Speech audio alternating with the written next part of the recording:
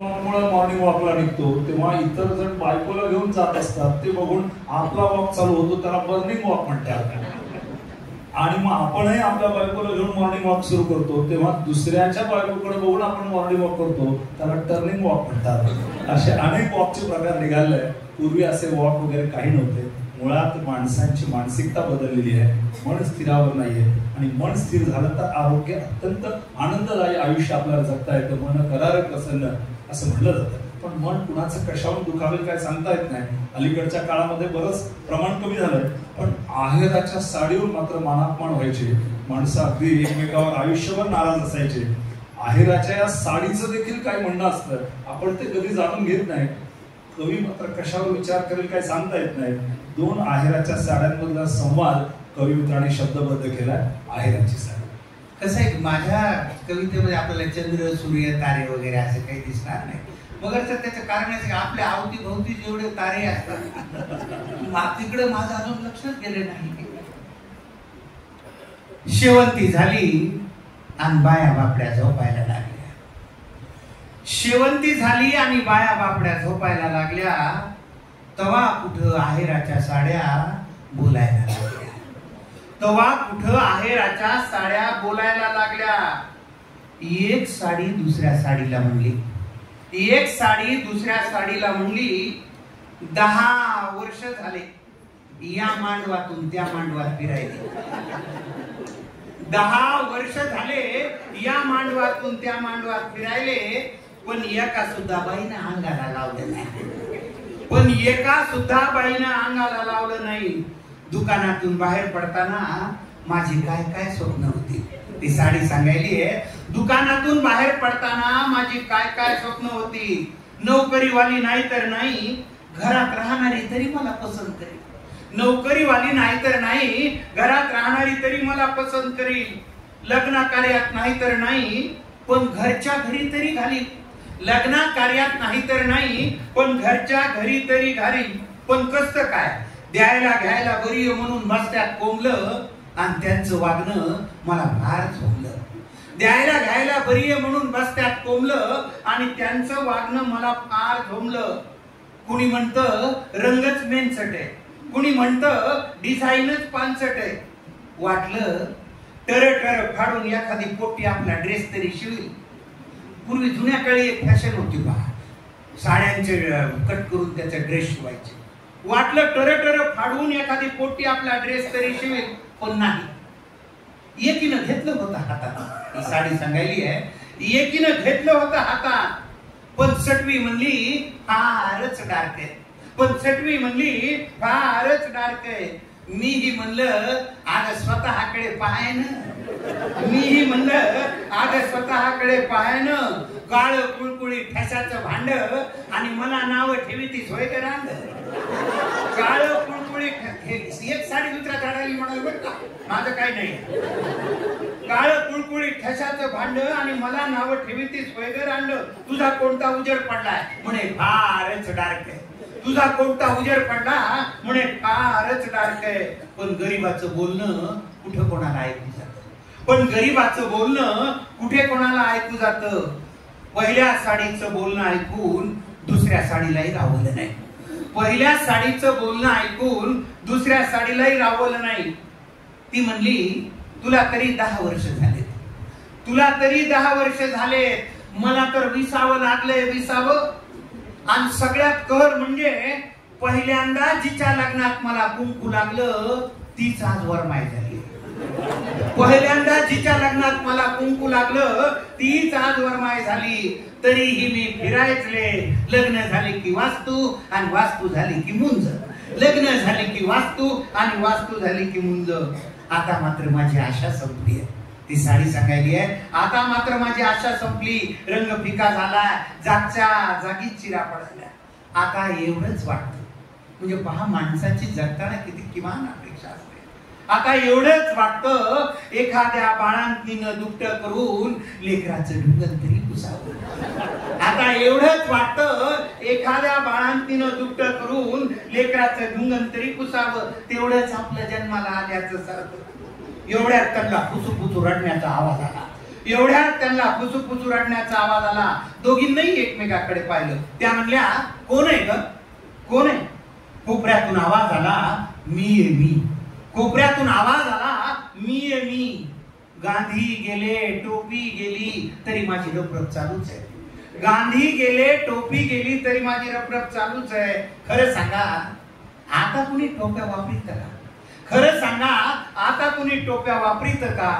पण उगीच माझी बेजारी या बोडख्यावरून त्या बोडख्यावर आणि या बोडख्यावरून त्या बोडख्यावर. खरं तर अहंकार बाजूला ठेवून जगणं खूप सोपं असतं. कारण असं म्हणतात की चंदनापेक्षा वंद अधिक शीतल असतं. प्रभाव असण्यापेक्षा स्वभाव चांगला असणं महत्वाचं असतं. विचारवंत होण्यापेक्षा आचारवंत होणं गरजेचं असतं. आदरणीय होण्यापेक्षा अनुकरणीय होणं महत्वाचं असतं. बोलतं होण्यापेक्षा कर्त होणं चांगलं असतं. योगी होण्यापेक्षा कर्मयोगी होणं आवश्यक असतं. हे ज्याला जमलं ते आयुष्यात यशस्वी होतात. इतिहासामध्ये त्यांचं नाव बोललं जातं. पण काही वेळा आत्राप लोक इतिहासात त्यांची नावं बोलल्या जातात. एक अशीच ग्रामीण भागातली एक विषय आहे. ग्रामीण भागातला एक किस्सा आहे. एका शाळेमध्ये शिक्षणाधिकारी आले आणि सरळ वर्गात गेले आणि वर्गात जाऊन मुलांना म्हणले, बघा पोरांनो, तुम्हाला 4 प्रश्न विचारणार आहे. 4ही प्रश्नाचे उत्तर करेक्ट दिले तर तुमची शाळा जिल्ह्यात आदर्श. शिक्षकाला थोडं भीती वाटायला लागली. कायम बस स्टँडवर फिरणारे 4 पोरं नेमके आज समोर बसले होते आणि अधिकारी सरळ वर्गात येऊन प्रश्न विचारणार होते. त्यांना पर्याय नव्हता. ते म्हणजे, सर विचारा, काय विचारायचं? अधिकाऱ्याने पहिला प्रश्न विचारला. म्हणे, मुलांनो, चाफा बोले ना, चाफा चाले ना, चाफा खंत केल्या काही केल्या बोले ना, या कवितेमधला चाफा बोलत का नाही? 4 पोट्टे समोर बसलेले होते. त्यात एक म्हणलं, सर मी सांगतो. सांगतो काय होतं? सोपं आहे म्हणे सर, त्याचा नेट पॅक सांगतो. अधिकारी म्हणजे ठीक आहे. आता पुढचा प्रश्न, मला सांगा, एका आंब्याला 20 केळी तर माझं वय किती? ते दुसरं पोट्ट शेजारचं ते म्हणजे, सर याचं उत्तर मी. शिक्षकाला कॉन्फिडन्स आला होता की पोट्टे वेळ तर मारून देते. सर तुमचा प्रश्न काय? म्हणे, एका आंब्याला 20 केळी तर माझं वय किती? तुमचं वय 40 असलं पाहिजे. अधिकारी खुश झाले. म्हणजे कसं काय बरोबर ओळखलं? म्हणतो सांग बरं. सर मला एक मामा आहे, मामा 20 वर्षाचा, आणि तो आहे हाफमॅन. आपण अंदाज लावला. अधिकारी म्हणलं, फार हुशार दिसतात नाही, आता थोडे ट्विस्टेड प्रश्न विचारतो. तिसरा प्रश्न, तेवढं मला सांगा, सायकल स्टँड आणि बस स्टँड मध्ये काय फरक आहे? ते तिसरं मोठं म्हणलं, सर बस स्टँडवर आपण नेहमी असतो, मी सांगतो. अधिकारी वाटत काय उत्तर देतो काय म्हणतात? सांग बरं. म्हणजे सायकल स्टँड आणि बस स्टँड मध्ये काय फरक? म्हणजे सर किती सोपं. सायकल जेव्हा जाते स्टँड तिच्या सोबत असतं, बस निघून जाते स्टँड तिथंच राहते. फारच हुशार आहे. आता तुम्हाला शेवटचा प्रश्न, याचं उत्तर जर करेक्ट दिलं तर तुमची शाळा आदर्श. सांगा सर तुमचा शेवटचा प्रश्न. माझा प्रश्न असा आहे की शाली वाहन शक केव्हापासून सुरू झालं? ते 4थं पोट्ट म्हणलं, आता तुम्ही बोलायचं नाही, आपण देतो. शिक्षकाला फुल कॉन्फिडन्स आला होता. पोट्टे वेळ मारून देतो. सर काय तुमचा प्रश्न? पडेल तुमचा. माझा प्रश्न असा आहे की शाली वाहन शक केव्हापासून सुरू झालं? ते पोट्ट म्हणलं, सर जेव्हापासून नवरा आपल्या बायकोला अंगावर शाल टाकून वाहनातनं शक न घेता घेऊन यायला लागला, तेव्हापासून शाली वाहन शक. ग्रामीण भागामध्ये मुलं काय वेळ मारून देते हे काय सांगता येत नाही. पण उच्च कोटीची माणसं ही ग्रामीण भागातच आलेली आहे. शहरात आता मोठी झाली. पूर्वी सगळ्या आपण खेड्यातच आणि खेड्यामध्ये गावामध्ये एकत्र कुटुंब. आपल्यावर नजर ठेवणारे 2 डोळे निश्चित घरामध्ये असायचे आणि त्यांच्या अंगावर असणारे फाटके धोतर, फाटकं जंपर, ती माणसं आपल्या आयुष्यातलं दीपस्तंभ.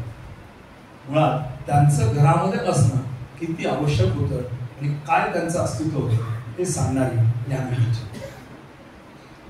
दिसण्याला ओबड दोबड आणि काळी सावळी होती. दिसण्याला ओबड दोबड आणि काळी सावळी होती. काहीही म्हणा जुनी माणसं खूप साधी भोळी होती. काहीही म्हणा जुनी माणसं खूप साधी भोळी होती. फाटकेच लुगडे झंपर आणि धोतर जाडे भरडे. फाटकेच लुगडे झंपर आणि धोतर जाडे भरडे. या बसा खाप्या सारे वागणे नव्हते कोरडे.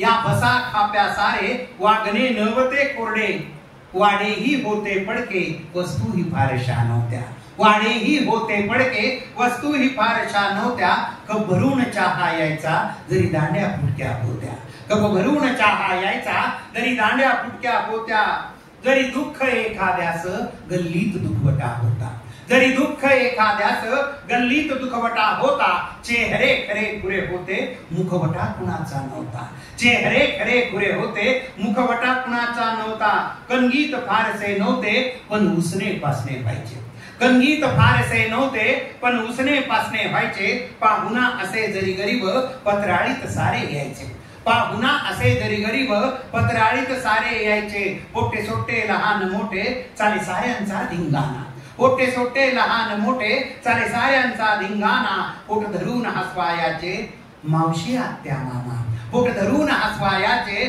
मावशी आत्या मामा ते सांगायाचे किस्से आणि जागरण व्हायाचे ते सांगायाचे किस्से आणि जागरण व्हायाचे कुणी दत्ताचे देवीचे पद एखादे गायाचे कुणी दत्ताचे देवीचे पद एखादे गायाचे जीवघेणी स्पर्धा चिंता आणि क्लेश दुःख हो नव्हते तो काळ असा होता जीवघेणी स्पर्धा चिंता आणि क्लेश दुःख हो नव्हते जरी कुणास काही झाले सारेच सोबती होते जरी कुणास काही झाले सारेच सोबती होते उत्सव पताका दिंड्या रामनामाचा जय घोष उत्सव पताका दिंड्या रामनामाचा जय घोष एकमेका सांभाळून झाकून घ्यायचे दोष एकमेका सांभाळून झाकून घ्यायचे दोष खेळ झाले कबड्डी लंगडी गलगूट पकाण्या गोट्या खेळ झाले कबड्डी लंगडी गलगूट पकाण्या गोट्या न्याहारीला लोणच्या सोबत जोंधळ्याच्या शिळ्या रोट्या न्याहारीला लोणच्या सोबत जोंधळ्याच्या शिळ्या रोट्या नव्हती हो श्रीमंती पार सणासुदीला पोळ्या भात एक काळ असा होता की सण असेल तर पोळी किंवा भात व्हायचं नव्हती हो श्रीमंती फार सणासुदीला पोळ्या भात कमी रॉकेल लागण्यासाठी चिमणीची छोटी वात कमी रॉकेल लागण्यासाठी चिमणीची छोटी वात आता घराघरामध्ये दादा डब्यानं कोठ्या भरल्या आता घर तुमचा असतो आमचा असतो त्यांचा असतो आता घराघरामध्ये दादा डब्यानं कोठ्या भरल्या माणसेच निघून गेली आठवणी फक्त हो उरल्या माणसेच निघून गेली आठवणी फक्त हो उरल्या आम्ही गरीब का श्रीमंत काहीच कळेना झाले आम्ही गरीब का श्रीमंत काहीच कळेना झाले जर याला सुख म्हणावे तर पाणी का हो आले जर याला सुख म्हणावे तर पाणी का हो आले त्या गरिबी दारिद्र्याचे वैभव संपून गेले तुमच्या आमच्या हातातून निसटून काय गेलंय त्या गरिबी दारिद्र्याचे वैभव संपून गेले सारे सारे असून आता खंगून मानसे गेले हो पुन्हा आम्ही सारे ते वैभव आणू शकतो शेवटी आपल्याला आशावाद द्यावाच लागेल कारण आपण त्याच्यावरच जगतो हो पुन्हा आम्ही सारे ते वैभव आणू शकतो म्हणा म्हणा मोठ्याने रे मी नात्यासाठी जगतो म्हणा म्हणा मोठ्याने रे मी नात्यासाठी जगतो ठेवा सताड उघडी दारे नका कडी कोंडे लावू ठेवा सताड उघडी दारे नका कडी कोंडे लावू आर पावे जगाला प्रेम गुरुजींची प्रार्थना गाऊ आर पावे जगाला प्रेम गुरुजींची प्रार्थना खरं तर अशी वेगवेगळी माणसं आपल्या आयुष्यामध्ये आपल्या संपर्कात येत असतात प्रत्येकाच्या मध्ये एक वेगळा गुणधर्म असतो वेगळा स्वभाव असतो आणि त्याचा वापर आपण आपल्या चांगुलपणासाठी खरं तर करून घ्यायचा असतो असं म्हणतात की वहीची पानं भरायची असतात जेवणाची पानं वाढायची असतात रंगवायची असतात ती विड्याची पानं आपट्याची पानं लुटायची असतात चहाची पानं फोडायची असतात पुरवणीची पानं जोडायची असतात केवड्याची पानं केसात घालायची असतात आंब्याची पानं तोरणाला लावत असतात पानं असतात ती कशी वापरायची ते आपल्याला जमलं पाहिजे कारण होतं काय की माणसं आयुष्यामध्ये खूप वेगवेगळी असतात माणसं खरं तर वाटतात तितकी नीतिमानही नसतात माणसं वाटतात तितकी नीतिमानही नसतात दिसतात तितकी सुंदरही नसतात दाखवतात तेवढी श्रीमंतही नसतात भासवतात तेवढी ज्ञानीही नसतात हसतात तितकी आनंदी नसतात बोलतात तेवढी खरी पण नसतात जाणवतात तेवढी प्रेमळ नसतात वागतात तेवढी सरळ नसतात आणि धमकावतात तेवढी धाडसी नसतात माणसं असतात ह्या माणसांचं असणं आपल्याला टाळता येत आणि मग हे एकदा टाळता आलं नाही की आहे त्यांच्याबरोबर आपल्याला सुखानं अंगानं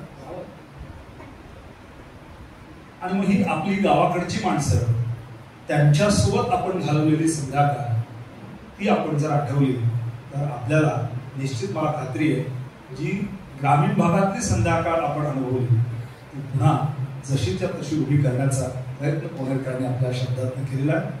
आपल्या सर्वांसाठी गावाकडची ती रम्य संध्याकाळ. सर आपण पाठवलेली फरमाईश कवितेचं नाव आपण ऐकलेले संध्याकाळ. मन कशात लागणा आठवण गावाकडची झाली गोजीरवाणी संध्याकाळ सांगा गेली कुठे गेली.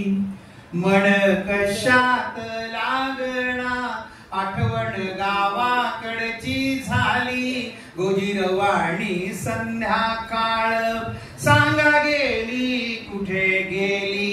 दारासमोर अंगण अंगणात वृंदावन हाती कुंकाचा करंडा होई दिव्यांची लागण.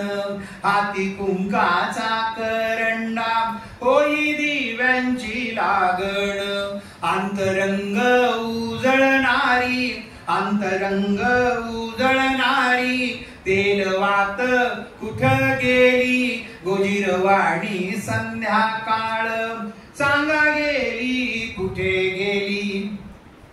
गाई म्हशी घरी येती बछडे आनंदून जाती. गाई म्हशी घरी येती बछडे आनंदून जाती. उड्या मारीत मारीत कास गाईची लुचिती. घागर माळांची खुळखुळ घागर माळांची खुळखुळ कानी पडनाशी झाली गोजीरवाणी संध्याकाळ सांगा गेली कुठे गेली. शिवणा पाणी हुतू लंगडी आता दिसत हो नाही. शिवणा पाणी हुतू लंगडी आता दिसत हो नाही. 1 2 3 4 काणी पर्वचा हो नाही. 1 2 3 4 काणी पर्वचा हो नाही. शुभंकरोती गाणारी शुभंकरोती गाणारी छोटी पोर कुठं गेली गोजीरवाणी संध्याकाळ सांगा गेली कुठे गेली. ओट्यावर वसरीवर चाले अंगत पंगत. ओट्यावर वसरीवर चाले अंगत पंगत. चटणी भाकरीला येई दादा न्यारीच रंगत. चटणी भाकरीला येई दादा न्यारीच रंगत. मिटक्या मारीत खाणारी मिटक्या मारीत खाणारी ती पोर कुठं गेली गोजीरवाणी संध्याकाळ सांगा गेली कुठे गेली. आजी खाऊ द्या याची बाबा गोष्ट सांगायाचे. आजी खाऊ द्या याची बाबा गोष्ट सांगायाचे. नातवाच्या धिंगाण्यान घर गोकुळ वायाचे. नातवाच्या धिंगाण्यान घर गोकुळ वायाचे. झुक झुक झुक झुक आगीन गाडी दुरांच्या रेषा हवेत काढी. चांदो मामा भागलास का निंबोणीच्या झाडा मागे लपलास का. चांदो मामा भागलास का निंबोणीच्या झाडा मागे लपलास का. ही ओठावरची गाणी ऐकू येई नाशी झाली गोजीरवाणी संध्याकाळ सांगा गेली कुठे गेली. थोडी पळापळ होई कधी पाहून आलात थोडी पळापळ होई, कधी पाहून आलात उष्ण तेल पीठ मिळे, कुठे शेजारी गेलात उष्ण तेल पीठ मिळे, कुठे शेजारी गेलात. आजूबाजूची पाखर गुण्या गोविंदे नांदत, आजूबाजूची पाखर गुण्या गोविंदे नांदत. सुख असो दुःख असो एकमेकाला सांगत, सुख असो दुःख असो एकमेकाला सांगत. ज्ञानेश्वरी आणि गाथा, ज्ञानेश्वरी आणि गाथा गाणारी कुठं गेली गोजीरवाणी संध्याकाळ. सांगा गेली कुठे गेली, सांगा गेली कुठे गेली, सांगा गेली कुठे. अलीकडच्या काळातील संध्याकाळ ही सगळी टीव्ही बघण्याचं. मला वाटतं टीव्ही म्हणजे तात्काळ वाटोळं याचं शॉर्ट. टी स्टँड फॉर तात्काळ, मी म्हणजे वाटोळं. याच्याशिवाय आयुष्यामध्ये करण्यासारखं खूप काही आहे. पण मला एखादं विचारलं की माणसाला सुखी किंवा भाग्यवान केव्हा म्हणायचं, माणसाला भाग्यवान किंवा सुखी केव्हा म्हणायचं म्हणजे ज्याच्याकडं अन्नासोबत भूक आहे, अन्नासोबत ज्याच्याकडे भूक आहे, अंथरुणासोबत ज्याच्याकडे झोप आहे, संपत्तीसोबत ज्याच्याकडे धर्म आहे आणि ओंजळी दुसऱ्याला देण्याची ताकद आहे. हे भाग्य तुमच्या आमच्या वाट्याला यावं ही खरं तर यामधनं अपेक्षा आहे. माणसाचं मन असं स्थिर असलं पाहिजे, स्थिर मनानं माणसाला आयुष्य जगता आलं पाहिजे. हा कार्यक्रम करण्यामागचा कदाचित तोच उद्देश असावा. मी खूप गांभीर्याने जेव्हा विचार केला तेव्हा असं लक्षात आलं की या जमिनीमधून जे पिकतं ते पाणी आणि अन्न हे शरीराची भूक भागवतं, पण जे आकाशातून कानावर पडतं ते मनाची भूक भागवतं. म्हणून हे जे स्वर शब्द वेगवेगळे कार्यक्रम हे आपल्याला बांधून ठेवतात, ते आपल्या मनाची भूक भागवत असतात. आणि म्हणून आकाशातून येणारं जे काय आहे ते मनासाठी असतं, जमिनीतून येणारं जे काय आहे ते शरीरासाठी असतं. इतकी उत्तम अशी आपली संस्कृती आहे की प्रत्येक गोष्टीचा गांभीर्याने विचार केला तर अरे मला हे माहितीच नव्हतं असं आपल्याला सहज वाटायला लागतं. गणेश उत्सव चालू आहे, गणपतीला नैवेद्य दाखवतो आपण आणि नैवेद्य दाखवताना तत्पूर्वी आरती होते. आरती होताना कर्पूर गौरव म्हणतात. आपली एवढी घाई चालते की चटका बसूस तर आपण कापूर कसा तिथं पेटेल याची काळजी घेतो. खरं पाहता त्या कापूर जाळण्याचा आणि कर्पूर गौरवचा अर्थार्थी संबंध नसतो, पण आपण त्याचा पूर्ण अभ्यास केलेला नाही म्हणून आपल्याला ते कळत नसतं. नैवेद्य दाखवताना ताट खरं तर कधी कधी आपल्याकडेच असतं आणि आपण पाणी फिरवत असतो. त्याच्या मागचा उद्देश आपल्याला माहित नसतो. प्राणायाम, ज्ञानायाम, उपानायाम म्हणजे कशासाठी, हे काय नेमकं. जे जीवशास्त्राचे अभ्यासक आहेत त्यांना माहिती आहे आपल्या शरीराचं कम्प्लीट संचारण 5 वायू करत असतात आणि त्या 5 वायूला माझ्या शरीरातल्या एक शक्ती दे अशी विनंती आपण ईश्वराला करत असतो. मग प्राणवायू हा तात्काळ शरीरामधनं जातो आणि त्यानंतर एक एक वायू जातो, त्यानंतर अपान वायू जातो आणि मग अपान वायू जेव्हा पूर्ण निघून जातो तेव्हा शरीराचा दुर्गंधी सुटते.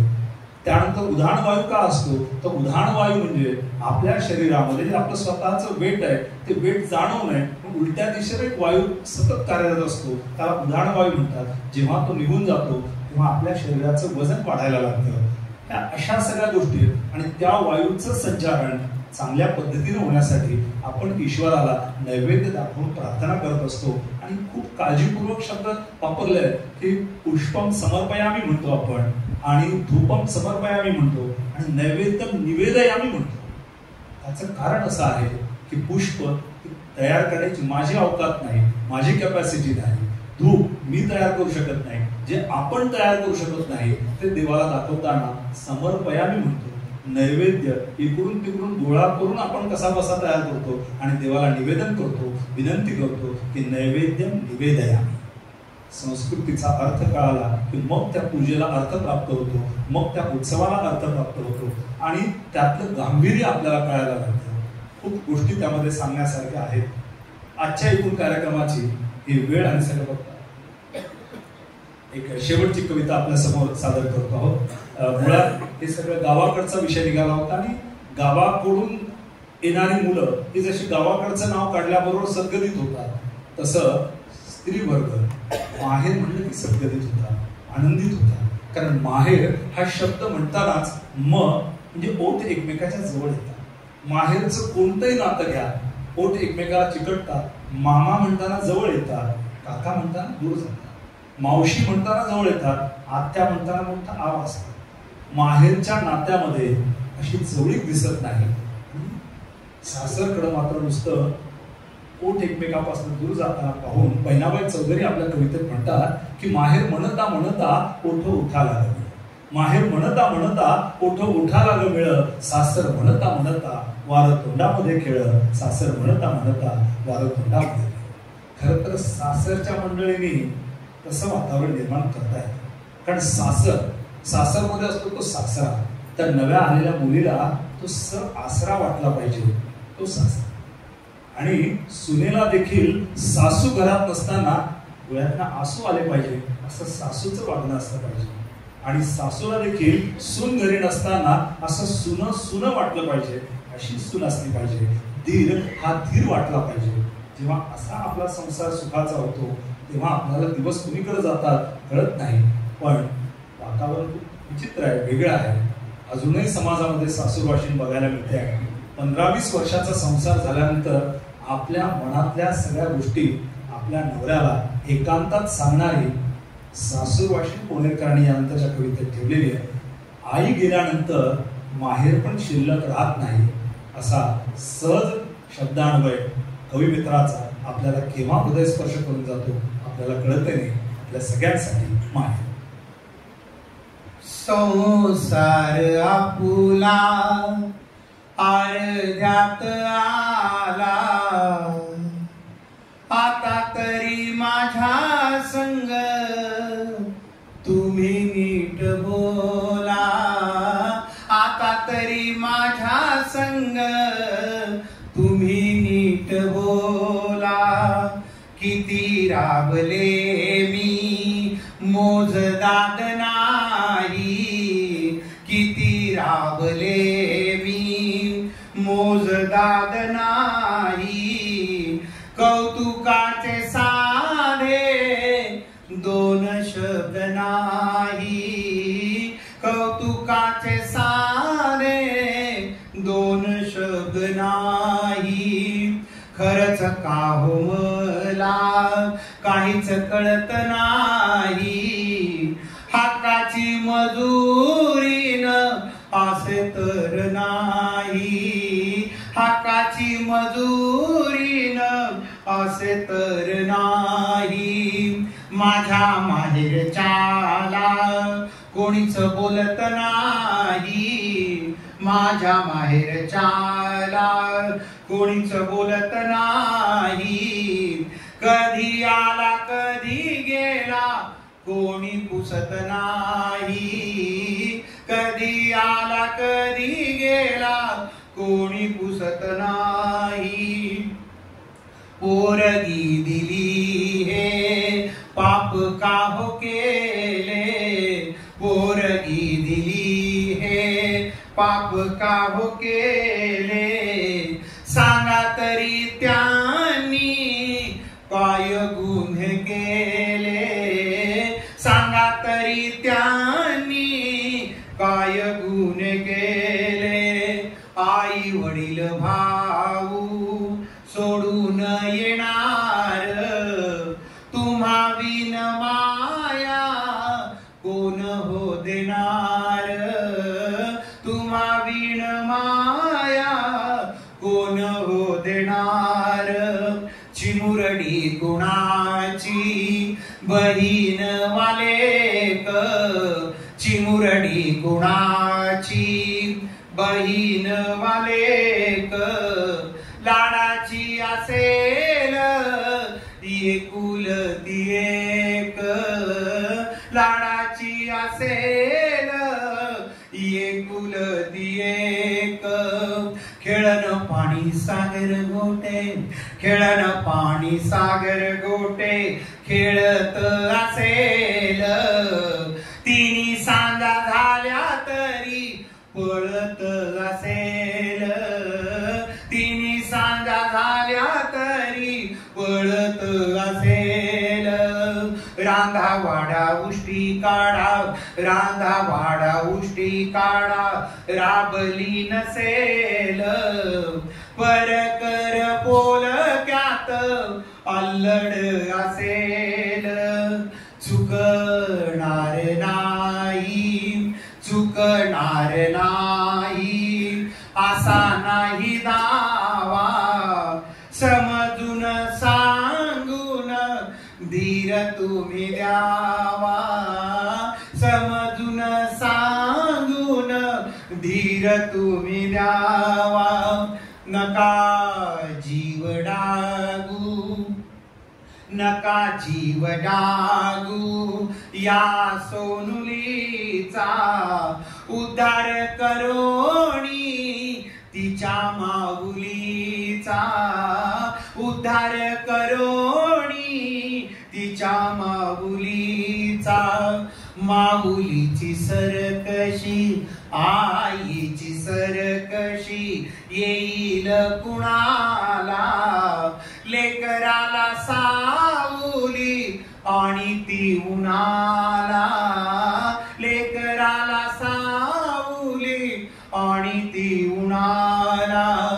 माय मरून गेली संपले माहेर, माय मरून गेली संपले माहेर. आपुल्याच अंगणात चिमण्या बाहेर, आपुल्याच अंगणात चिमण्या बाहेर. भाकरीच्या तुकड्यानी, भाकरीच्या तुकड्यानी कोण ओवाळणार, माझ्यासाठी दोन थेंब कोण गाळणार, माझ्यासाठी दोन थेंब कोण गाळणार. किती रोड झालीस कोण म्हणणार, किती रोड झालीस कोण म्हणणार.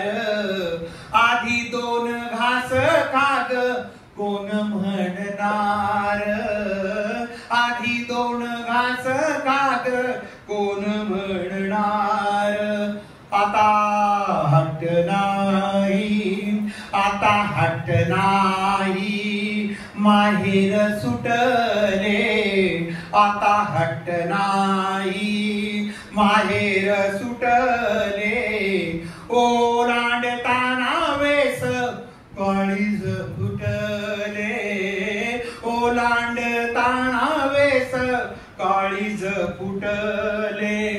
किती दिस झाले कोणी आले नाही, किती दिस झाले कोणी आले नाही.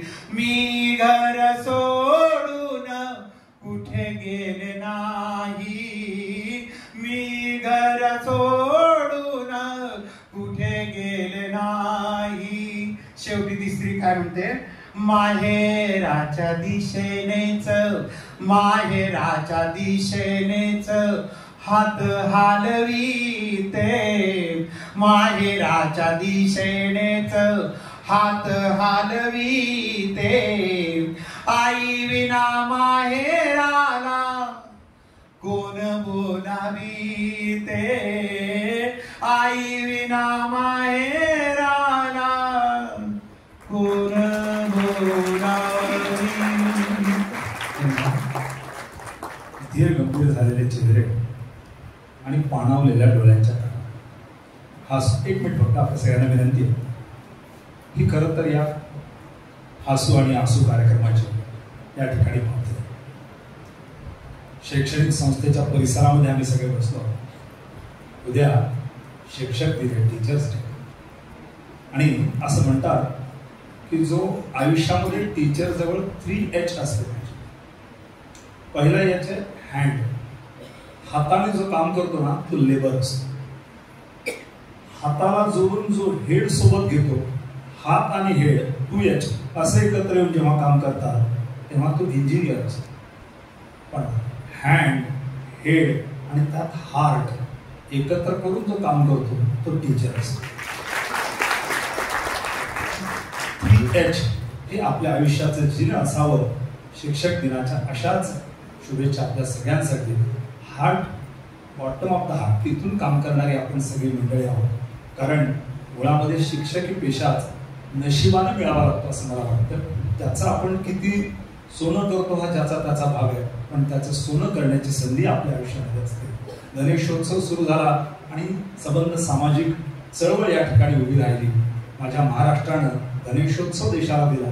नवे महाराष्ट्रानं देशाला काय दिलं याचं उत्तर जेव्हा आपण शोधायला लागतो तेव्हा कळायला लागतं की तेंडुलकरनं बॅट दिली, राज कपूरनं पॅन्ट दिली. तेंडुलकरनं बॅट दिली, राज कपूरनं पॅन्ट दिली. मंगेशकरांनी गाणी दिली, दादानं सोंगाड्याहून जगण्याची नाडी दिली, तर नेनेंच्या माधुरीनं हास्याची लकीर दिली. अत्रेंनी लेखणी दिली, कदमांनी ढोलकी दिली, खळेंनी पेटी दिली, तर पाध्यांनी बोलकी बाहुली दिली, तर वाटवेंनी अलवार गाणी दिली. साठ्यांकडून बिस्किट आली, हाजमोलाची गोळी निघाली, माणिकचंदनं पुडी काढली आणि घरात चोरून ओढण्यासाठी आमच्या जालन्यात हिम्मतला बिडी निघाली. गोदरेजचा फ्रीज आला, टाटांचा ट्रक निघाला, दरडांनी लोकमत काढला, गरवाऱ्यांनी दोर ओढला, शरद जोशींना कांदा झोंबला, सामंतांचा संप तर किर्लोस्करांचा पंप. घेऊन आला अरिष्ट घेऊन आला झेंडू, त्यावर निघाला काढा सांडू. भटकरांनी संगणक बनविला, महानोरांनी मोर नाचविला, गोवारीकरांनी पावसाचा हुरा दिला, अण्णा हजारेंना माहितीची महती, तर बच्छिंद्र कांबळी दशावतार खेळवली. शिवाजीराव भोसलेंची वाक्यांची गाणी, डोंगरेंचं बालामृत, गोडबोलेंचं शिवलीलामृत, जसराजांचे सूर, तर तात्यासाहेब शिरवाडकरांचे मोत्यासारखे शब्द.